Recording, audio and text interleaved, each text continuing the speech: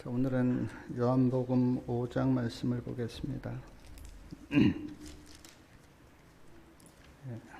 복음서 말씀을 보고 있는데요. 오늘은 요한복음 5장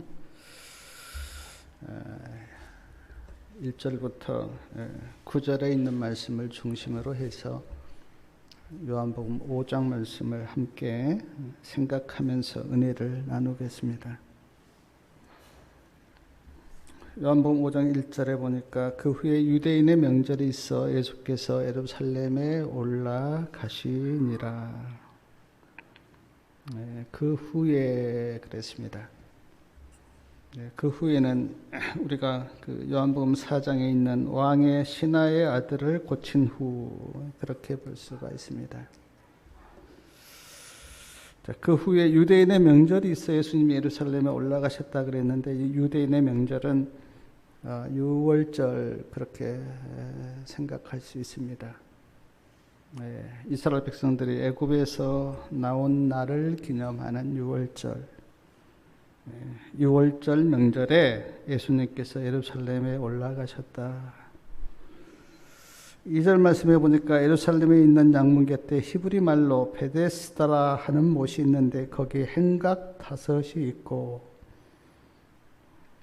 베데스다 못이 있습니다. 그런데 거기에 행각 5이 있습니다. 그리고 그 5 행각 안에 3절에 보니까 많은 병자, 소경, 절뚝발이, 혈기 마른 자들이 누워 물의 동함을 기다리니 이는 천사가 가끔 못에 내려와 물을 동하게 하는데 동한 후에 먼저 들어가는 자는 어떤 병에 걸렸든지 낫게 되미노라. 5절에 보니까 거기 38년 된 병자도 있더라. 이 사람이 오늘 본문에 나온 이제 중풍병자입니다. 6절 말씀 우리 같이 한번 읽겠습니다. 예수께서 그 누운 것을 보시고 병이 벌써 오랜 줄 아시고 이르시되 내가 낫고자 하느냐.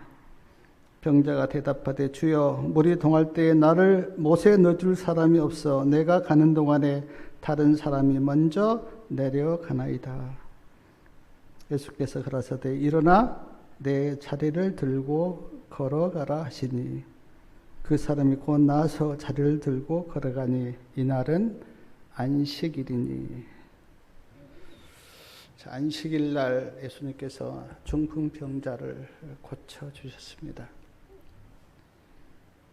이것 때문에 문제가 되는데 왜 안식일 날 예수님께서 중풍병자를 고쳐주셨을까? 유대인들은 안식일의 참 의미를 깨닫지 못했어요. 그래서 안식일에 아주 무거운 짐을 백성들에게 지웠습니다. 실제 하나님의 뜻은 그게 아닌데 불도 켜지 못했고요. 엘리베이터 버튼도 누르지 못했습니다. 600 몇 가지나 되는 어떤 그 안식일에 하지 말라는 어떤 그런 것들을 정해놓고 백성들에게 아주 무거운 짐을 주었는데 그걸 예수님께서 보시고 안식일의 의미를 깨닫게 하시려고 일부러 지금 안식일에 중풍병을 고친 겁니다. 중풍병에서 고침을 받은 사람이 안식일에 자리를 들고 가자 유대교 지도자들이 그렇게 이제 말씀을 보니까 물었어요. 왜 안식일에 자리를 들고 다니냐? 그 사람이 나를 낫게 하신 그분이 자리를 들고 가라고 그렇게 말씀하셨습니다. 그렇게 대답하자 요한복음 5장 16절에 보니까 안식일에 일한 일을 시킨 예수님을 정죄하고 책망합니다. 그때 예수님께서 하나님이 나를 보내신 증거 5가지를 요한복음 5장에 보면 말씀하세요. 첫 번째 증거는 요한복음 5장 33절에 보면 침례 요한이 나를 증거했다 그렇게 말씀하십니다. 침례 요한이 광야에서 예수님을 증거했어요. 세상 죄를 지고 가는 하나님의 어린 양이다.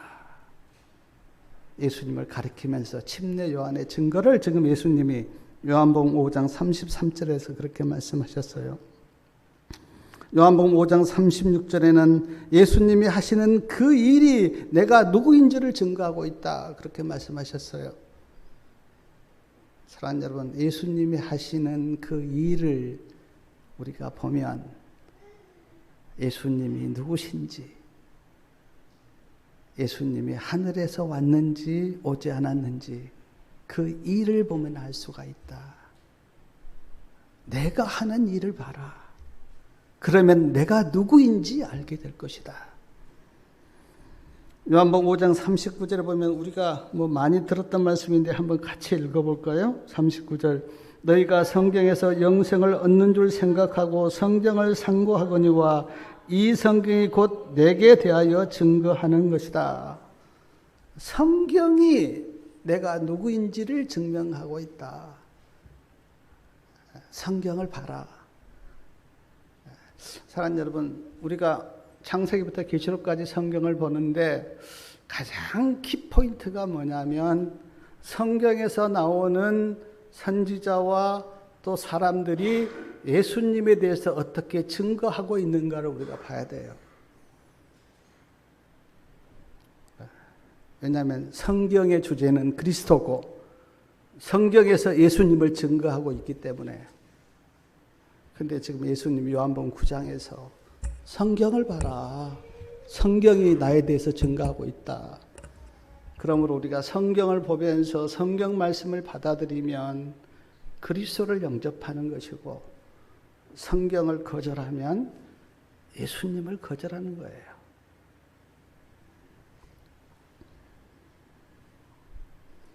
요한복음 5장 37절에 보니까 나를 보내신 아버지께서 나를 증거하신다 그렇게 말씀하셨는데 예수님께서 침례 받으신 후 하늘에서 소리가 들렸습니다. 어떤 소리가 들렸습니까?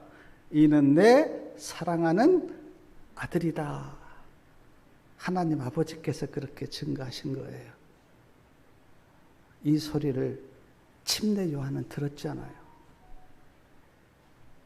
그리고 확신했잖아요.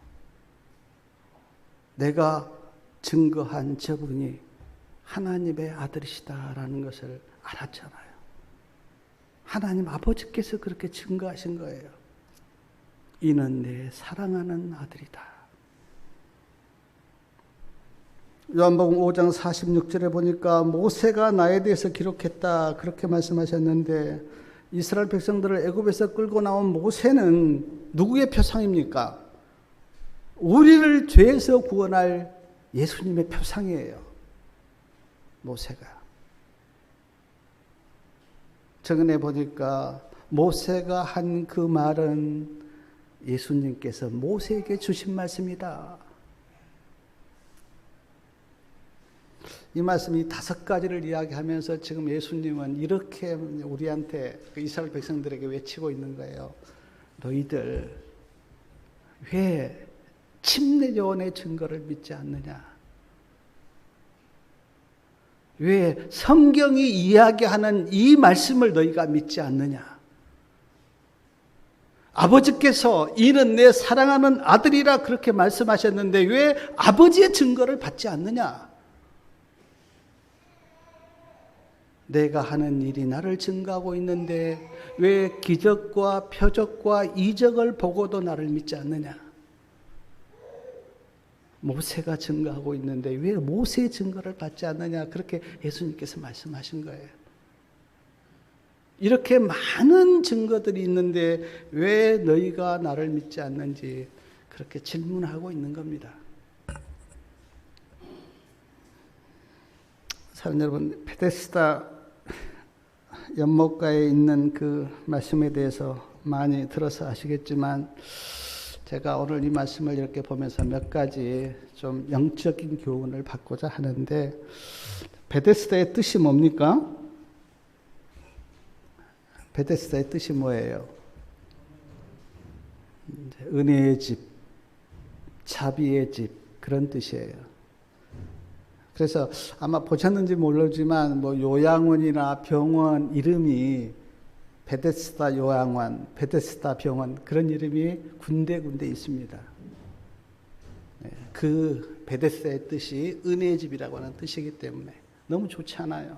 그래서 병원도 베데스다 병원, 베데스다 요양원, 베데스다 치료원 그런 것들이 많아요. 제가 말씀을 이렇게 묵상하면서 베데스다가 표상하는 것이 무엇일까 제가 생각해 보니까 베데스다가 세상을 표상하는데 제가 말씀을 묵상하는 가운데 세 가지 정도가 베데스다가 세상을 표상하는 걸 제가 깨달았어요. 첫 번째는요. 지금 베데스다 안에 많은 몸이 아픈 환자들이 많습니다. 시각장애인도 있고요. 또 절뚝발이도 있고요. 또 중풍병자도 있고요. 많은 환자들이 있어요. 베데스다 안에. 사랑하는 여러분, 이 세상에는 어떻습니까? 많은 환자들이 있죠. 베데스다 안에 계신 분들이 이 세상에 다 계시죠. 시각장애인도 있고 중풍병자도 있고 또 뭡니까? 혈기 마른 자도 있고 절뚝발이도 있고 다 있죠. 그러므로 베데스다와 세상은 이런 면에서 같습니다. 제가 이 베데스다에 있는 그 아픈 분들을 이렇게 묵상하면서 내 마음속에 깨달아진 게 제가 영적으로 그걸 좀 생각해 봤어요. 영적으로. 자, 시각장애인이 영적으로는 어떤 분일까? 진리를 보지 못한 분들, 천국을 보지 못한 분들, 예수님을 보지 못한 분들, 그런 분들이 영적으로는 시각장애인 아닌가. 자, 혈기 마른 자들이 있었어요. 혈기가 말랐다고 하는 것은 지금 피가 부족하다는 뜻인데 피는 생명을 가리켜요. 예수님이 주신 생명이 내 안에 없는 사람들, 그런 분들이 영적으로 혈기 마른 자라는 생각이 들었어요. 자, 절뚝발이가 있다 그랬어요. 절뚝발이는 똑바로 걷지 못합니다. 영적으로 진리를 따라가지 못하고 자기 길로 가는 사람들, 그런 사람들이 영적으로 절뚝발이가 아닌가. 중풍병자가 있습니다. 중풍병자는 머리에서 지시를 해도 손과 발이 마음대로 움직이지 못한 사람이 중풍병이에요. 근데 하나님께서 말씀하셔도 하나님의 말씀에 순종하지 못한 사람들, 영적인 중풍병자가 아닌가. 그런 생각을 해보면 이 세상에, 베데스다 이 세상에 육적인 환자들도 많고요. 영적인 환자들도 많습니다. 베데스다에 환자들이 모여 있듯이 영적으로 육적으로 생각해보면 이 세상에 거의가 다 환자들이라고 하는 것을 봐요. 그런 면에서 베데스다는 이 세상을 표상하고 있다.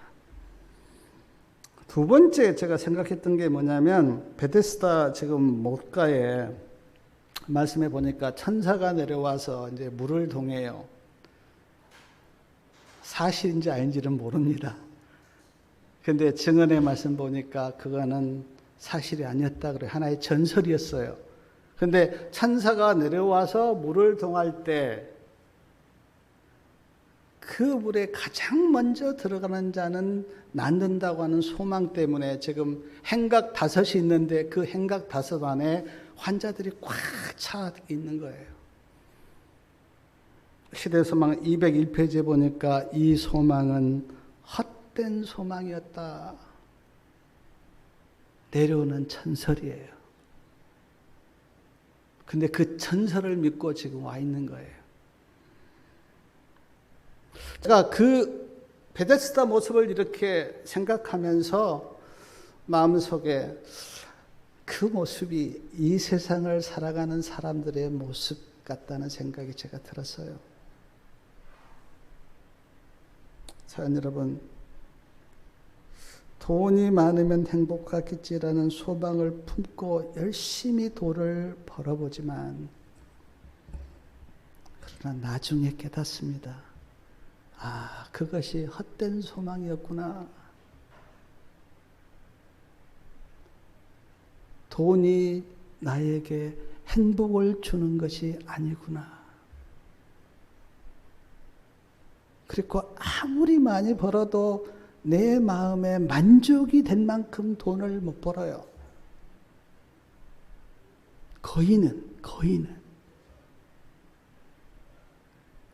내가 돈을 어느 정도 가지면 내가 행복할 거야. 그렇게 사람들이 소망을 가지고 열심히 돈을 버는데 나중에 깨달아요. 그게 헛된 소망이었구나.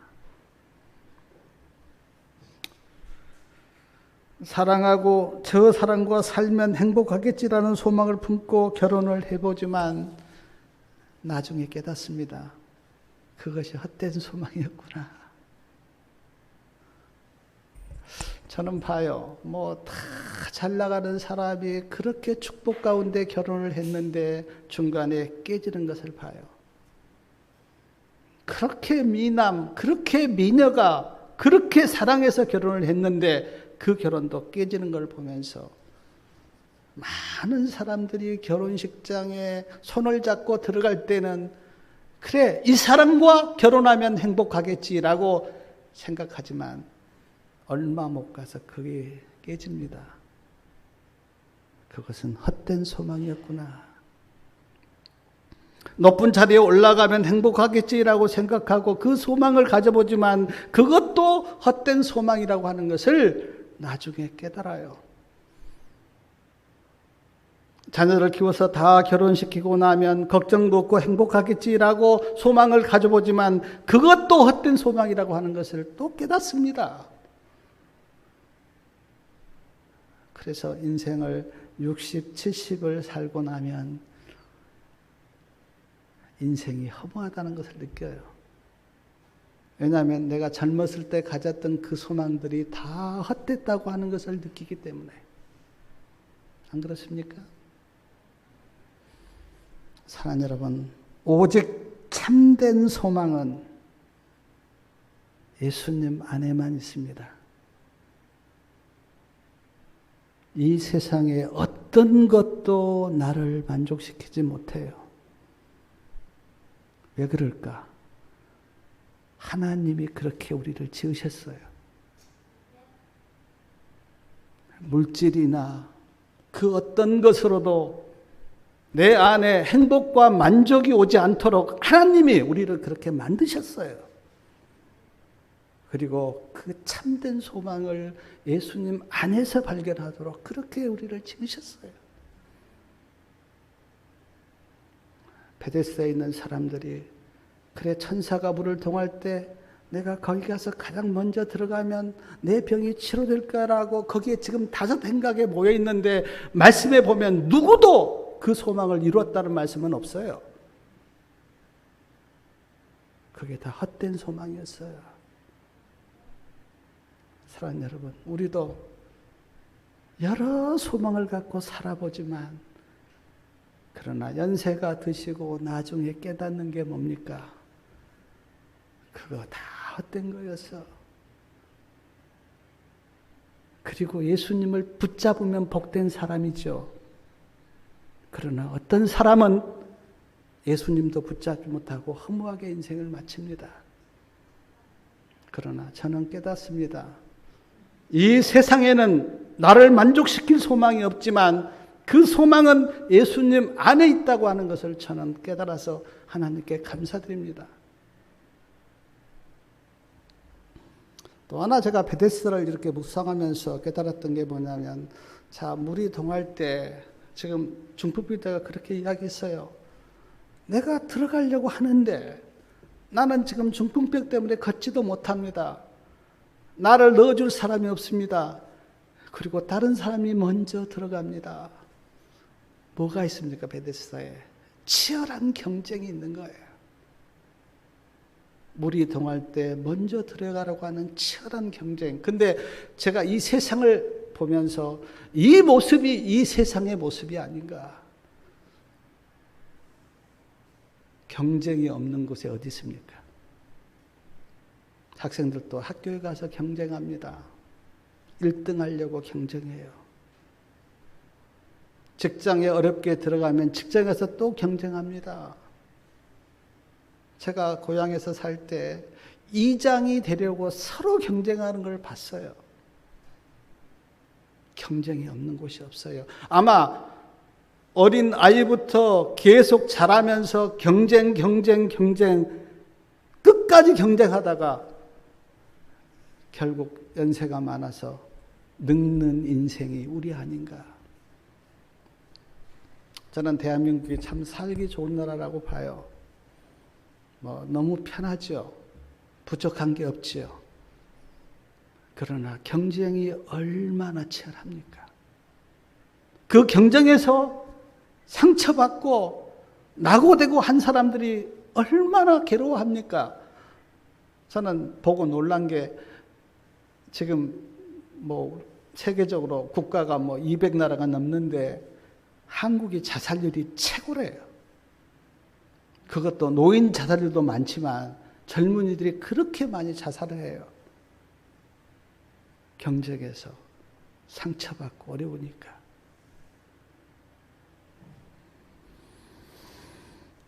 근데 사랑하는 여러분, 이 베데스다에 누가 오셨습니까? 예수님이 오신 거예요. 베데스다에. 이 세상에 예수님이 오신 것처럼 베데스다에 예수님이 오셨어요. 우연히 들리신 겁니까? 아니요. 베데스다를 찾아오셨어요. 예수님이. 이게 기쁜 소식이고 이게 구원의 소식이죠. 예수님이 하늘에서 일부러 이 땅에 오신 것처럼 지금 예수님이 베데스다를 일부러 찾아오셨어요. 찾아오셔서 하신 말씀이 아까도 읽었는데 6절 말씀하셨어요. 6절. 예수께서 그 누운 것을 보시고 병이 벌써 오랜 줄 아시고 이르시되 내가 낫고자 하느냐.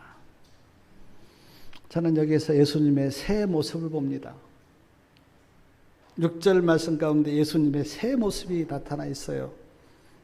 예수님의 첫째 모습이 뭐냐면 예수께서 그 누운 것을 보셨습니다. 예수님이. 38년 된 중풍병자가 누워있는 것을 예수님이 보신 거예요. 사랑하는 여러분, 어떤 시각으로 보셨을까요? 어떤 시각으로? 너 왜 이렇게 못된 병에 걸렸어? 라고 하는 책망하는 시각으로 보셨을까요? 저는 그렇게 생각하지 않습니다. 불쌍히 여기는 모습으로 예수님이 보셨어요. 그를. 참 힘들게 살아가는 한 인생의 불쌍함을 예수님이 거기에서 보신 거예요.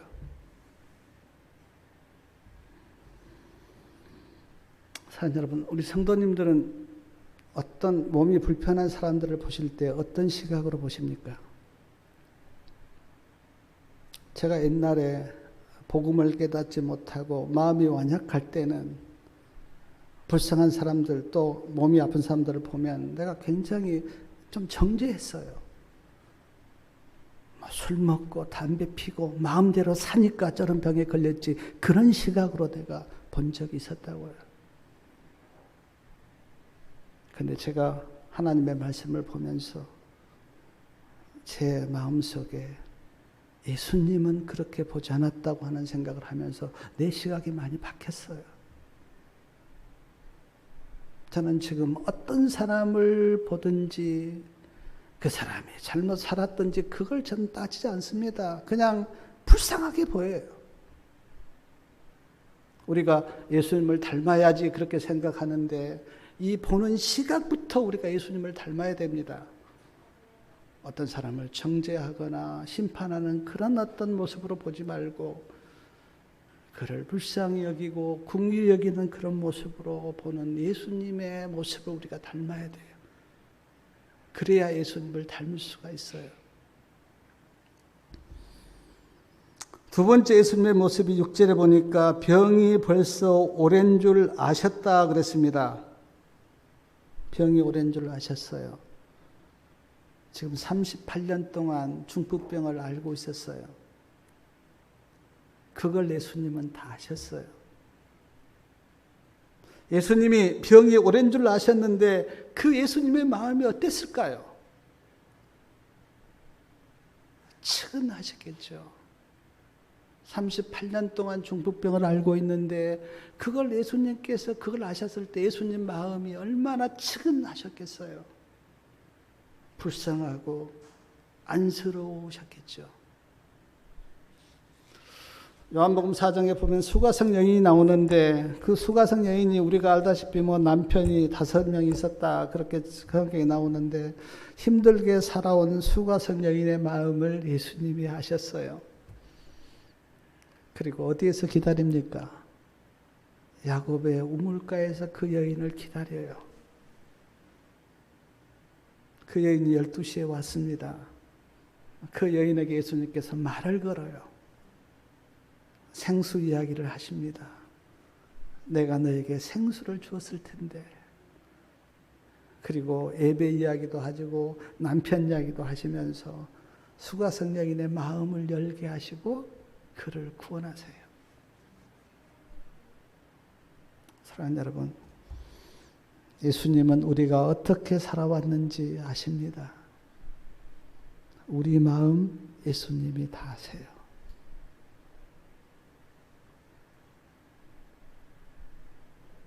그것이 저에게는 얼마나 큰 위로가 되었는지 몰라요. 저는 힘들 때마다 주님께 고백한 말씀이 뭐냐면 예수님 내 마음 아시잖아요. 세상 사람이 몰라줘도 가족이 몰라줘도 내 남편과 내 아내가 몰라줘도 예수님은 내 마음 아시잖아요. 그것이 저에게 큰 위로가 되었어요. 예수님이 나를 어떻게 위로할 수 있는가 내 마음 다 아시기 때문에. 또한 6절 끝에 보니까 내가 낫고자 하느냐 그렇게 물었습니다. 아마 이 말씀을 사람들이 볼 때는 뭐 당연한 말씀을 왜 그렇게 물으셨지 그렇게 생각하실지 모르지만 정언의 말씀 보니까 이 38년 중풍병자는요 아무 소망이 없었어요. 절망 가운데 있었어요. 그런 중풍병자에게 예수님께서 소망을 불어넣기 위해서 너 낫기 원하느냐? 그렇게 물으셨다는 거예요. 소망을 갖도록 하기 위해서. 절망 가운데 있는 한 영혼에게 너도 나을 수 있어라고 하는 소망을 불어넣기 위해서 내가 낫고자 원하느냐? 그렇게 물으셨다는 거예요. 그런데 사랑하는 여러분, 내가 낫고자 하느냐라는 말씀을 저는 이렇게 들었습니다. 내가 구원받기 원하느냐. 아마 교회 다니는 성도님들은 다 예수님 내가 구원받기 원해요. 그렇게 대답할 겁니다. 저도 뭐 동의합니다. 우리가 다 내가 구원받기 원합니다. 그렇게 다 대답해요. 그런데 사랑하는 여러분 한번 생각해 보십시오. 내가 세상의 명예와 출세와 구원을 놓고 선택해야 할 때 그때 구원받기를 원하십니까? 돈과 구원을 놓고 내가 선택해야 할 때 나는 돈보다는 구원을 원한다고 그렇게 말할 수 있습니까? 인격이 무시당하고 체면이 망가져도 예수님 나는 구원을 원해요. 그렇게 말할 수 있으세요? 평상시에는 다 나는 구원받기 원한다 그렇게 대답하시죠. 그러나 저는 많이 봤습니다. 돈 앞에서 세상 명예 앞에서, 세상 출세 앞에서 구원을 버리고 세상을 쫓아가는 많은 사람들을 저는 봤어요. 우리는 정직하게 이 예수님의 말씀 앞에서 예수님, 나는 돈보다도 구원을 원하고, 나는 세상 명예보다도 구원을 원하고, 나는 세상 출세보다도 구원을 원하고, 나는 세상 부귀 영화보다도 구원을 원합니다. 라고 우리는 그렇게 말할 수 있는가?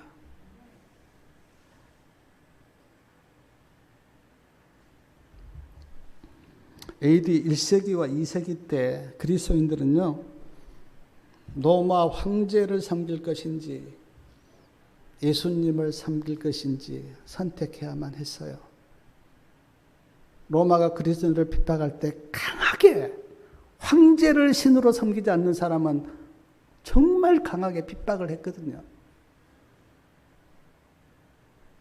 제가 책에 보니까 거의 다 그리스도인들이 그 핍박에 못 이겨서 황제를 신으로 섬겼어요. 소수의 그리스도인을 제외하고는 거의가 다 그렇게 섬겼어요. 저는 우리가 과연 핍박에 못 이겨서 생명이 아까워서 황제를 섬겼던 그들을 오늘 우리가 책망할 수 있을까? 책망할 수 있습니까? 우리나라도 일제강점기 때 교인들에게 일본 천황에게 절하라고 하는 신사참배를 강요했어요. 저희는 일제강점기를 살지 않았기 때문에 그 핍박이 어떤 것인지 우리는 잘 모르지만, 그러나 책이나 말씀을 들어볼 때 조기철 목사님이 그것 때문에 끌려가서 감옥에서 고문받았던 그런 이야기를 제가 들은 적이 있습니다. 손장훈 목사님이 신사참배 안 했다고 감옥에 끌려가서 감옥살이하고 고문받은 이야기를 우리는 알아요. 그리고 거의가 다 목사나 교인들이 신사참배를 했어요. 일본 천황을 신으로 섬긴다고 그 앞에서 절을 했어요. 사랑하는 여러분, 정말 구원을 원하시는지, 물질 앞에서, 돈 앞에서, 세상 부귀 앞에서, 명예 앞에서, 자존심 앞에서 구원을 원하는지 우리는 자신에게 물어봐야 돼요. 계시록 13장에 보면 마지막 때 짐승에게 경배할 것인지 하나님께 경배할 것인지 선택해야만 한다. 그게 앞으로 우리에게 있다는 거예요. 계시록 13장에 보면.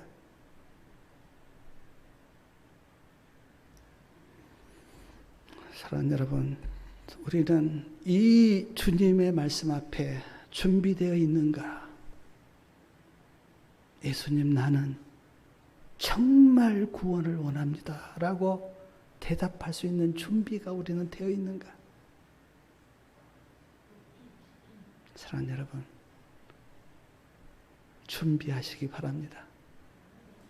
어떤 상황 앞에서도 나는 구원을 원합니다. 그렇게 대답할 수 있도록 우리가 준비되어 있어야 돼요. 어떤 상황 앞에서도.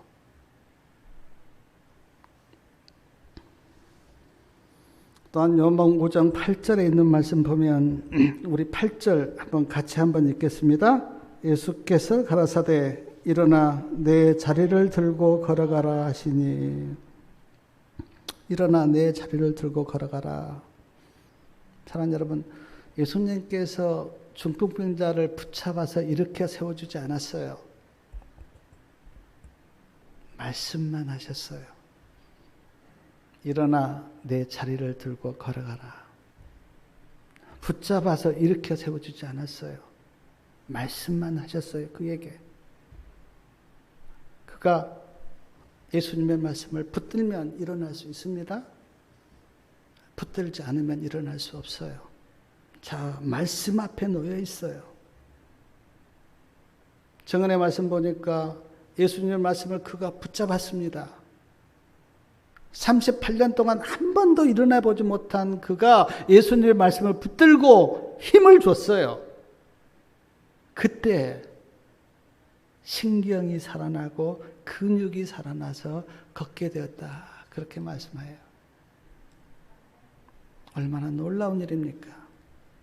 근데 사랑하는 여러분, 우리가 영적으로 주저앉아 있다면 우리도 주님의 말씀을 붙들고 이렇게 일어나시기 바랍니다.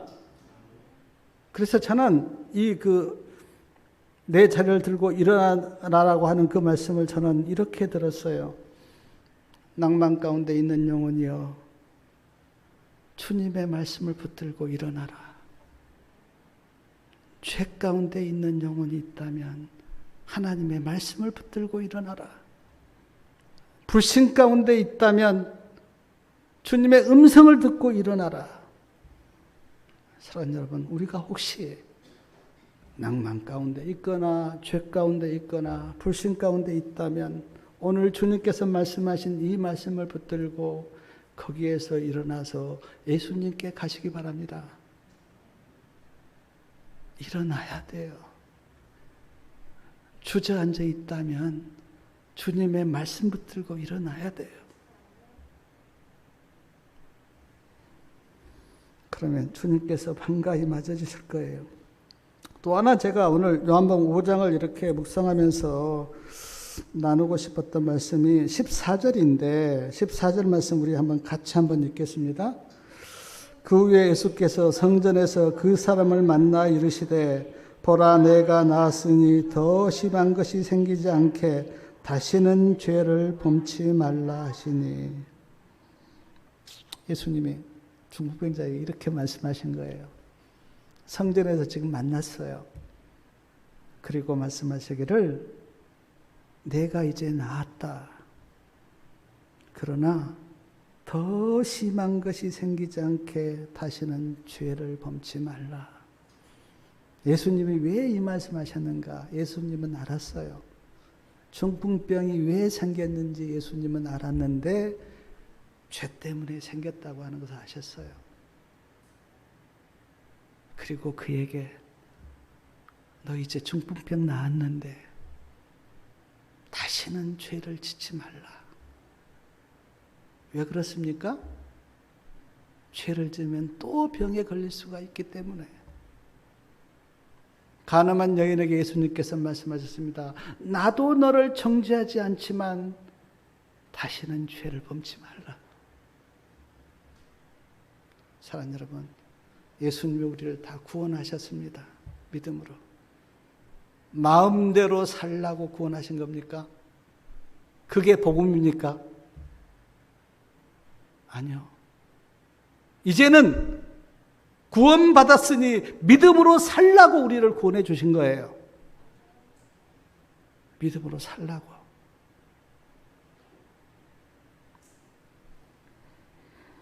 사랑하는 여러분, 우리가 예수님께서 말씀하신 요한복음 5장 14절 말씀을 마음으로 받기를 바랍니다. 이제는 다 우리가 새롭게 믿음으로 사셔야 돼요. 그러려고 우리를 구원하신 거예요. 잘못된 복음을 깨닫는 사람은 예수님이 우리를 구원했으니까 이제 우리는 무슨 일을 해도 정죄받지 않고 다 우리는 구원받았으니까 마음대로 살아야 돼. 그렇게 생각하는 사람이 있는데 그것은 복음을 모르는 사람이에요. 정말 예수님의 사랑과 은혜를 깨달은 사람은 그렇게 살지 않습니다. 예수님의 영광을 위해서 살아요. 이제는 내가 예수님을 어떻게 기쁘시게 할까? 그런 마음으로 살아요. 그리고 그 삶이 진짜 믿음의 삶이에요.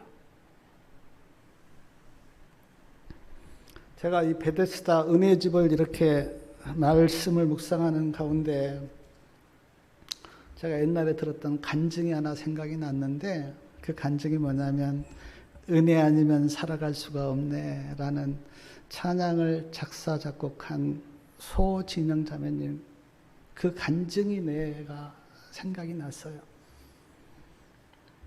소진영 자매님은 원래 이제 찬양하는 찬양 사역자인데 20살이 좀 넘었을 때 어느 날 몸이 막 춥고 떨린 거예요.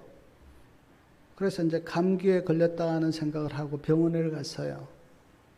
근데 의사가 진찰을 해보더만 이제 큰 병원으로 가라는 거예요. 뭐 춥고 떨리고 그러니까 뭐 감기겠지 그렇게 생각하고 이제 했는데 큰 병원에 가서 진찰을 다 했는데 혈액암에 걸린 겁니다. 그걸 우리는 백혈병 그렇게 부르기도 해요. 혈액암에 걸린 거예요. 처음에는 너무나 당황하고 힘들어서 막 어떻게 주체를 못하고 있다가 암이라니까. 그것도 혈액암이라니까. 뭐 일반 암 같으면 수술해서 도려낼 수가 있지만 혈액이 암이 걸렸는데 어떻게 수술하겠어요. 그래서 이제 그때부터 의사가 주는 약을 계속 먹고 살았어요. 근데 어느 날 한 청년이 사랑을 고백한 거예요. 내가 사랑한다고. 그 사랑의 고백을 듣고 소진영 자매님이 즉시 말하기를 나는 지금 암 환자라고 백혈병에 걸려서 내가 암 약을 먹고 있는 사람이라고 그런 이야기 하지 말라고 그렇게 거절했어요. 그 형제님이 그러면 내가 오늘 하루 동안 가서 생각을 해보고 또 하나님께 기도해보고 내가 내일 답을 주겠다 그렇게 하고는 돌아갔어요. 내일 답이 왔습니다. 그래도 좋으니 우리 결혼합시다. 그래서 결혼을 했어요. 암 환자니까 계속 지금 그 약을 먹고 있습니다. 그 계속 독한 약을 먹으니까 애를 가질 수가 없는 거예요. 근데 그 소진영 자매님은 이제 결혼도 했고 행복하게 지금 살고 있는데 애를 갖고 싶은 거예요. 그 의사를 찾아가서 이야기했어요. 나는 아기를 갖고 싶다고 내가 약을 끊겠다고. 처음에는 의사도 반대하고 가족들도 반대하고 아니 암 환자가 약 안 먹으면 너 죽는데 어떻게 약을 끊으려고 하느냐. 뭐 아기도 좋지만 약 끊으면 안 된다 그렇게 이야기를 했어요. 근데 소진영 자매님이 아니라고 나는 약을 끊어보겠다고. 의사가 너무너무 딱하니까 그러면 1년 동안만 약을 끊어보자고 해서 약을 끊었어요. 약을 끊었는데 아기가 생기질 않는 거예요. 근데 1년이 거의 끝나갈 무렵 애가 들었었어요. 그걸 보면서 소진영 자매님이 찬양을 작사했는데 그 찬양이 뭐냐면 은혜 아니면 살아갈 수가 없네 라는 찬양인데 제가 한번 가사를 좀 읽어드릴게요. 은혜 아니면 살아갈 수가 없네. 호흡마저도 다 주의 것이니 세상 평안 위로 내게 없어도 예수 오직 예수뿐이네. 하나님의 크신 계획 다 볼 수 없고 작은 고난에 나는 지쳐도 주께 묶인 나의 삶 버티고 견디게 하시네. 은혜 아니면 살아갈 수가 없네. 나의 모든 것 주께 맡기니 참된 평안과 유로 내게 주신 주 예수뿐이네. 사랑하는 여러분, 예수님의 은혜 없이 살아갈 사람이 누가 있습니까? 우리가 어떤 때는 강한 것처럼 그렇게 보여도 무너질 때가 얼마나 많습니까?